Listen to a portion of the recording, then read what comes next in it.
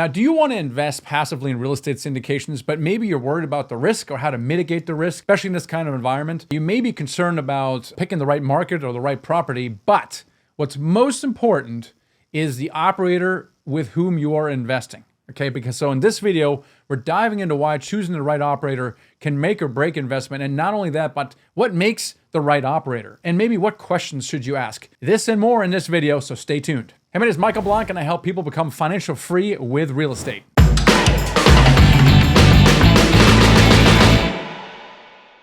So the last 18 months has been challenging for operators. And what is happening is it's really separating the good operators from the bad operators, because we're operating in an environment with high interest rates where costs are skyrocketing. And if you're not a good operator, you're not going to be able to survive. So it will really separate the good from the bad. But what kind of kills me is if you're a passive investor, you just kind of find a lot of mistakes were being made where investors were really not asking questions. And they're investing with inexperienced operators. They're investing with operators who are not actually operators. They're capital raisers for an operator, don't even have any say at all in the asset. And so they're not really real operators at all. And then when they do invest, they don't really ask enough questions. I only know that because, you know, there's several of these deals that you hear about in the news and foreclosure. When you drill down, it turns out, well, these investors never even ask any questions. They're investing with teams that haven't been around as a partnership. It's the first deal they've done. They've never done a deal after that, right? So there's a lot of exuberance that went on in 2020 to 2022 where people were just essentially printing money and you couldn't lose money, and kind of, you know, discernment went out the window. So what this means for the investors is that, well, if you don't do this right, you can lose money. And this is bad. This is very bad. And I want to kind of help you avoid this moving forward. I'm not much better because back in the day, back in 2005, when I quit my job and I had a bunch of money from a software IPO that I was part of, I was desperate to invest passively in these deals so that I could become financially free. And there was this exuberance and this almost sense of urgency to deploy this money to get passive income. And I remember I invested like $300,000 with a developer in Northern Virginia. And I knew this guy. Like, he was part of the RIAs, he was a sponsor, he was a respected person. But as it turns out, with regards to development, this was his first development deal. He didn't even have a track record. And I didn't ask any questions. He's a good guy. I see him every couple of weeks. He's at the RIA meeting. Right. And so I've seen a lot of that happening in a lot, especially the last couple of years. And, you know, because I got burned, and maybe you got burned as well, you heard other people that kind of are losing money or dealing with capital calls right now. How do we improve that? How do we solve this problem moving forward? And here's the wrong lesson to learn.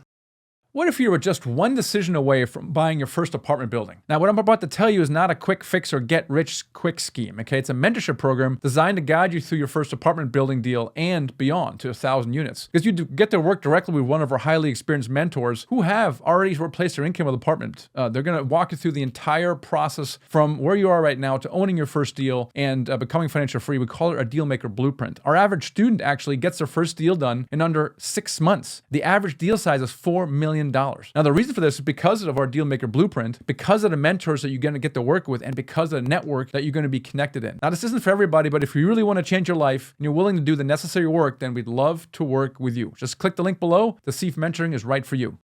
This is very important. The wrong lesson is, ooh, real estate syndication is bad. Okay, that is not the lesson. And the reason for that is because what we experienced as an entire industry is 11 straight rate hikes to the point where it has caused massive volatility in the stock market and banks to fail, okay?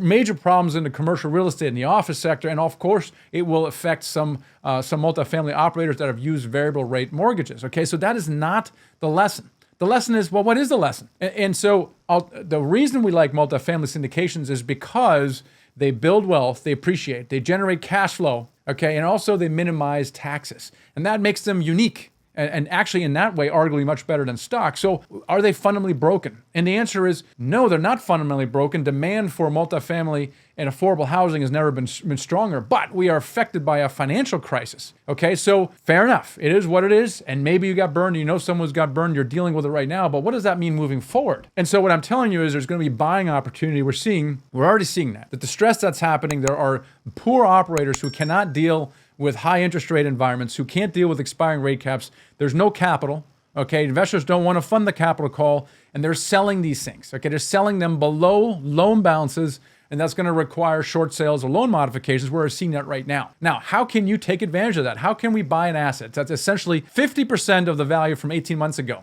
Okay?